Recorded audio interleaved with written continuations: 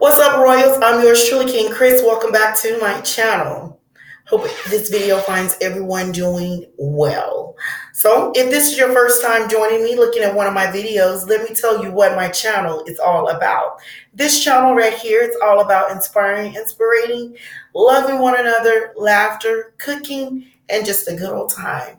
That's what this channel is all about.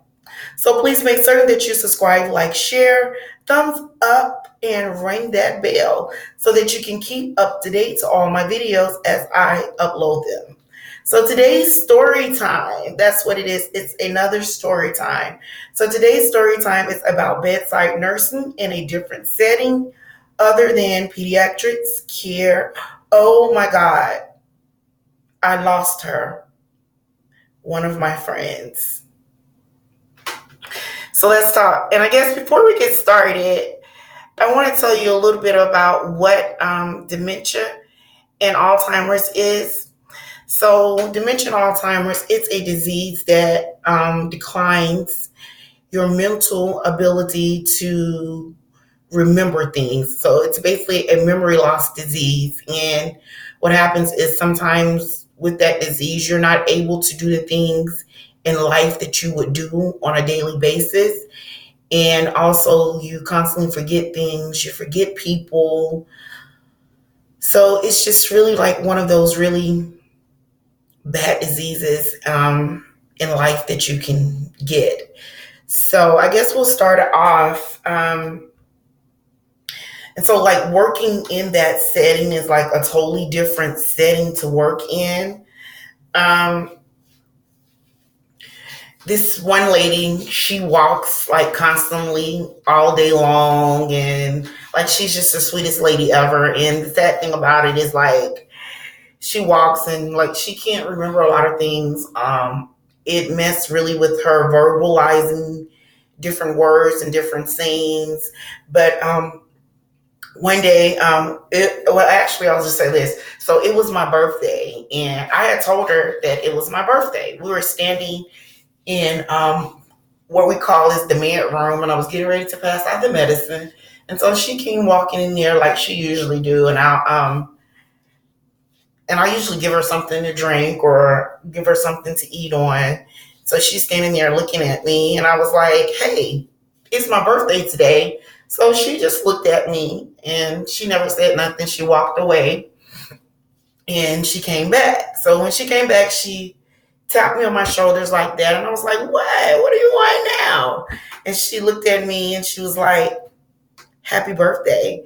And like, oh my God, like that was just like one of the best feelings ever. And it was almost like she knew what she was talking about. Like her memory came back, I guess, just for like that second or minute or two. And it's just like, wow. So that was like one of the best happy birthdays that I've ever got. It was just really so sweet for her to say that. And then we have like this one patient. She cries, she screams, she hollers. Like sometimes she's recognized you, sometimes she don't.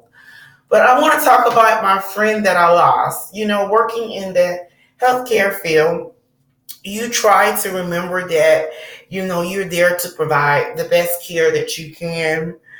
And you have to keep yourself from getting attached to these people in healthcare because, you know, a lot of times, and it just depends on what care setting you're working in. You know, a lot of times that these people are like on their way out. They're going to be passing on soon. So this one particular lady, we grew like a really, really good relationship. Like we laugh, we talk. She would tell me, you know, some things about her life when she was growing up, when she raised her child. And my mom got sick and she went through a cancer scare for a minute.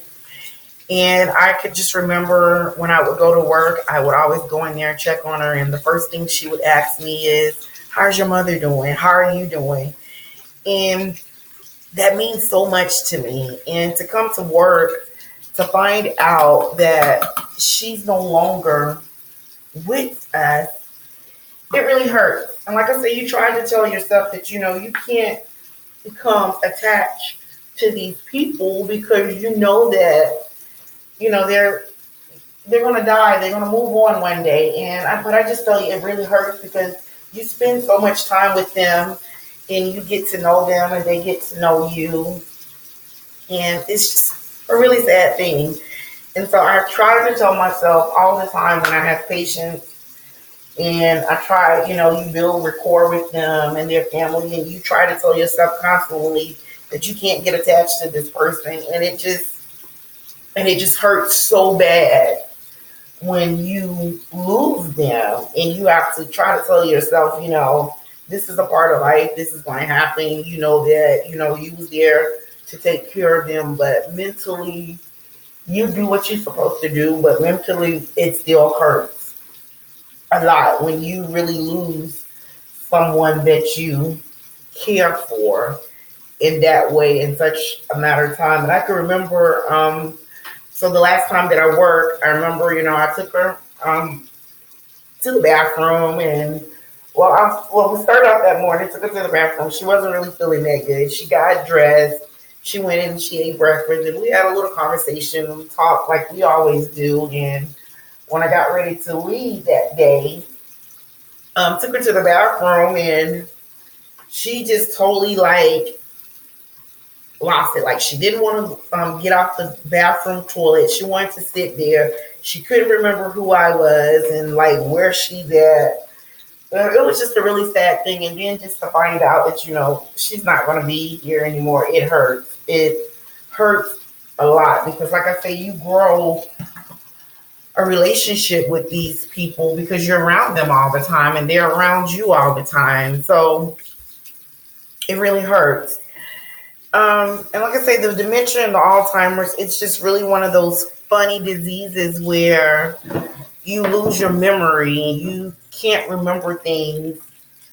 And it's crazy because, like, one minute you could have a conversation with them and y'all could be having like a normal conversation and they're with it, and then all of a sudden they lose it. And often, a lot of times, they go back to like their childhood memories. Like, these people are like in their 80s, 90s, 70s, and like a lot of their parents are gone on. So, they go back to talking about like memories when they were children, or they're looking for their mom. It's just like, it's really sad. And this one particular lady one day, she actually pulled the fire alarm, like literally pulled the fire alarm.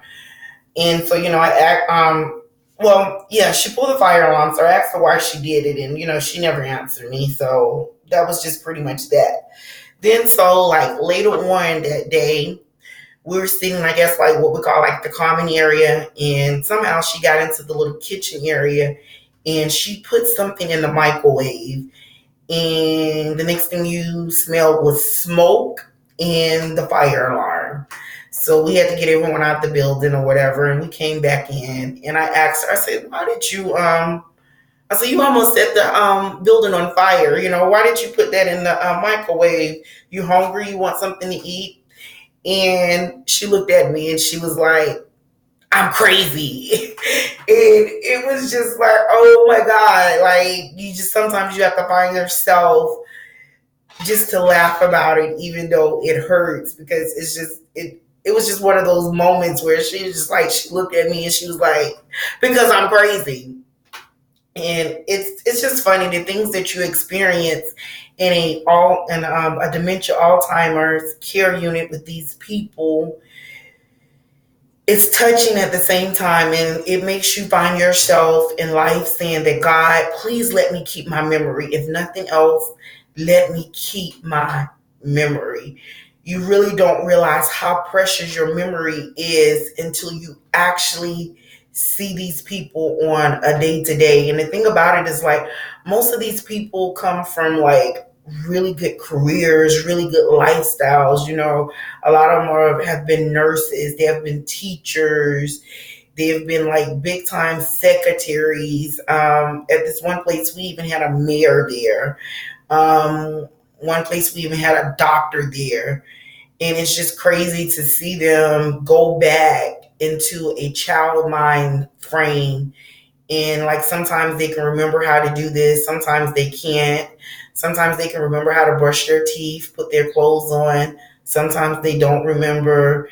And you find them in their feelings and their emotions, and sometimes they express it by being bitter, by being mean, by not cooperating, but it hurts them. And then when you get to sit down and have a conversation with them before they get to like before the disease starts to really get into the disease progression, and it's just really hurting. But yeah, I lost one of my favorite person that I really loved so much, and it hurt so bad.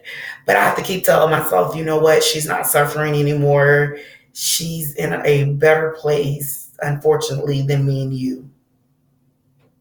She really is, even though it hurts. So it's just one of those things when you're in healthcare, you see death so much. And you see people on some of their best days, you see them at some of their worst days, their worst times, at their worst moments. And you're there for them, and you try to detach yourself from the inner emotional side of it. And sometimes you can't. Sometimes it hurts. It really do. And then you have to just ask yourself and remember that you are human too.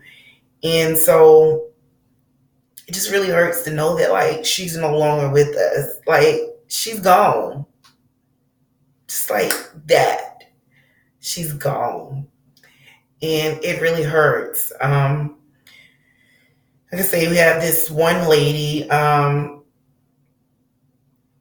one of the places I work, and she thought every little white man around there was her husband.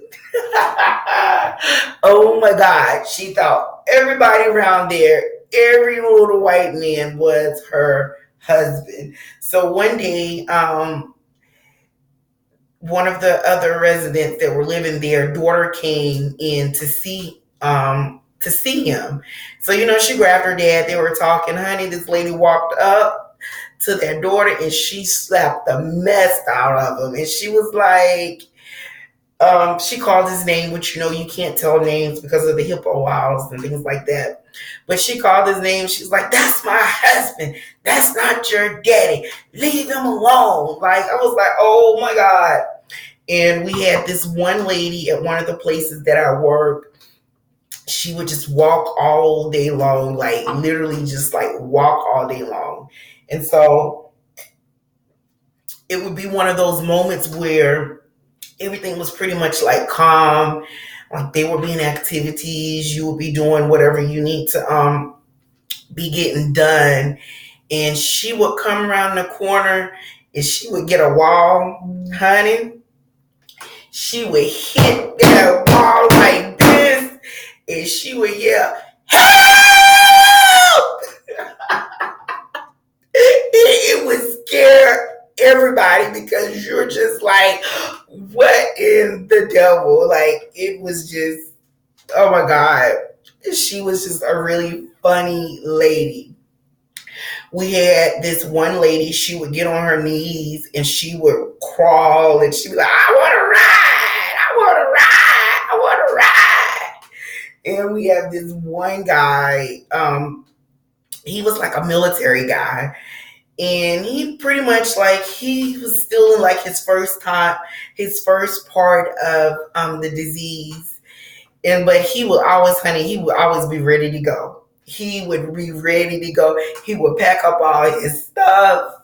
He would take all his stuff and he would roll it up in his comforter on the bed because he was in the military. So yeah, he would hold that thing. So one night I came in, I was working nights at this time. So one night I came in to work, and so he came up to me. He was like, "Are you the one driving the bus?" I was like, "Oh my God, here we go." I was like, "Oh my God, here we go." Honey, it's 11 o'clock at night, honey, and he is alive. So he went around and he had these other group of people from the resident. And he gathered all of them together, and they went standing to the door, hitting the door, trying to go out the door because memory care is a lock unit. So it's usually lock unit and they can't get out, things like that. So he went, honey, pulling the door, yanking on the door, trying to get out. Of course, the alarm on the door, it goes out. So I go to him. He's like, we trying to get out. We're waiting on the bus. So I told him, I was like, well, and you got to go over there and you got to sit down because the bus is going to be late, because you tried to redirect them. My thing is trying to get him off that door so the alarm can start beeping and he won't start waking everyone else up. So I got him to get out the door and he went to the other corner of the building, him and about like 8 other people. Honey, and he sat there, and so I came around, started doing my rounds that particular night. And he came around and he looked at me. He was like, "Where's the bus? I thought you said you were driving the bus." I was like, "Well, they canceled, so the bus is not coming tonight. So I think you should stay here tonight and just go get rest." He was like, "No, I'm gonna sit right here and wait." He's like, "You driving the bus, right?" I was like, "Oh my God." So I was like, "Yeah, I'm driving the bus, but I need for you to go to your room because they canceled." He was like, "No." And then he came up to me maybe about like an hour later and he was like, "Yeah, so you're the bus driver. You got to wait too." I was like, "Yeah, I got to wait too." He said, "Well," and he had like a bunch of other residents with him. So he goes, "Well, we're going to sit here until the bus comes." And he called me over there. And so I got over there and he's like basically standing in front of me. The other people were like surrounded me in this circle, and he totally would not let me out of the circle. It was like hilarious. Like it is. And at the same time, it's sad because you see them losing their memory and sometimes they're like real combative. We had this one lady, she was so combative. She would pick up things and she would throw things at us. She would hit you. We had this one lady, and she was actually like a really nice lady, but honey, she talked trash to you. She would look at you one minute and tell you, "I love you, baby, I love you." And then the next minute, honey, she would cuss you out. She'd call you MFs, Bs, whatever it was. It was crazy. It's just really a different type of nursing. It really is working with the Alzheimer's and dementia care unit people. It really is. And like I say, it just finds you a lot of times just thinking about life yourself and thinking about you and looking at them because you just never know where life is going to take you. You never know because you have these educated people. And we had this one lady at a place that I work, and she was a school teacher. So we're all sitting in the dining room, and every so often we have everybody in the dining room. People are talking, we're passing our trays. Honey, she would get up and say, "Quiet, quiet. Y'all students, be quiet, be quiet." And she would start grabbing people and put them in the corner, telling them that they're not going outside. And, oh my God, it was so crazy. And I remember at this one place that I started working, and this was like my first experience working with dementia and Alzheimer's people. This lady, and like she actually came to be like one of my favorite ladies. Like I loved her so much. So when I first started there, she would always come to me, and her favorite word was "sweetie." She would come up to me and she was like, "Sweetie." And this particular day, she came up to me like she was just like really bawling. She was crying. And she goes, "Sweetie, my mama won't come see me. I want my mama. I want my mama." So like I say, this is my first time experience. And I'm not thinking that this lady, like, I think she was like about in her 90s. And so she just kept saying it all day long, and she was crying. And me, So I go to like my best friend at that time worked with me. I go to him. I'm like, "Where's her parents? Why her parents won't come see her? She's crying." I was like, "This is so sad." I was like, "We should call her parents." So my friend looks at me and he was like, "Fool, that lady 90 some years old. You know her parents ain't living." I'm like, "Huh?" I'm like, "Oh." He goes, "You in a dog on dementia and Alzheimer's care unit."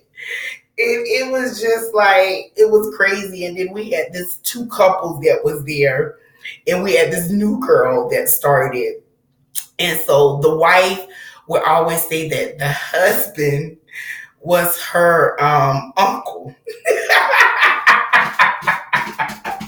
Oh my God. She would always say, because the wife, like, she was also like in her first time, in her first stages of the disease. So like she would come and go sometimes. And so she called her husband her uncle. And she would be fussing at him. She would be waiting on him. She would help him and things like that. And so we had this new girl came, and it was so funny. So she was like, "I just think that's so sweet. She's staying here helping her uncle." And I'm like, "Huh?"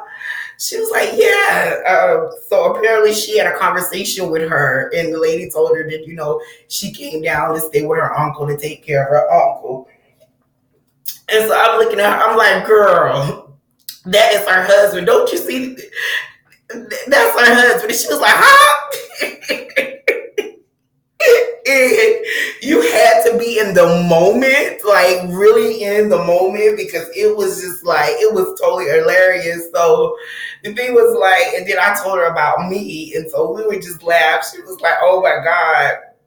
And we would just laugh at about it all the time. And then sometimes she would say, "I wish she stopped saying that because she confused me. I'm thinking that's her uncle." And I'm just looking at her and I'm just like, "Lord have mercy."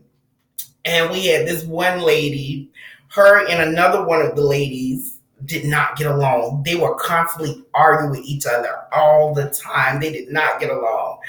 Honey, one day, she came up and she was like, "I don't like her. I don't like her. I don't like her." And they got to arguing and fussing with each other. It's just like, oh my God. So you always try to keep those two separate because they will start arguing and fussing with each other. And then sometimes their mind goes back to when they used to work. We had this one guy, honey, he would walk around with the TV remote control, and he is having a full conversation with his boss about him going to work. And he's just like, oh my God. It's just a really different type of nursing to see these people like that. And then you have the ones that we have this one guy. Somehow he got out of the building one day. Like he totally got out of the building. So I think I pulled up or something. No, I was in one of the rooms, and I happened to actually look up and I see him in the parking lot. He has, I don't know what he had in his hand. He had something in his hand, honey, and it was his key. He was looking for his key because he said he had to go to work. I'm just like, so we had to get him and get him back in this one place I worked. I was working night. No, I was working mornings that time. I worked mornings there, and it was this lady. She always would get out, and where I worked, it was like across the street from this tractor place. They built tractors and sold tractors. So we got to work. We got our rounds. We did our rounds, and so we realized that she was missing. We're like, "Honey, where is she at? She is gone." So it's about 7 o'clock in the morning now. So we just like, oh my God. And so that is called like elopement. So we started looking for her, and some man comes over with the lady in the car. And he was like, "I found her over there inside one of the tractors. We don't know how she got through the security gate over there because they had tractors like parked in the parking lot." And she literally was in one of the tractors saying that she had to go. So she got back in, and like later on, I asked her, I said, "Why did you go over there?" I said, "You know, that wasn't safe for you to leave out the building like that." She said, "I gotta go home." I said, "In the tractor?" She said, "Yes." I'm just like, oh my God. And then it's just really a different type of experience to experience that. It really is. But that's pretty much my story time now. That is a brief story time of the Dementia and Alzheimer's care unit. Like I say, it's a different type of bedside nursing other than pediatrics care. All right. Once again, my name is Chris, yours truly, King Chris. Thanks so much for joining me. Please make certain that you subscribe, like, share, and thumbs up. Oh, and I forgot to tell you the wine that I'm drinking today. I am drinking this good old sweet red wine, oak leaf. And let me tell you, it is really good. And I am not totally like really a red wine drinker, but this right here is really good. So go out and get your bottle so that you can relax and have a good time. And replay this video so that you can laugh. Like, yeah. All right, Royals. Until we meet again, may God bless. Thanks so much for joining.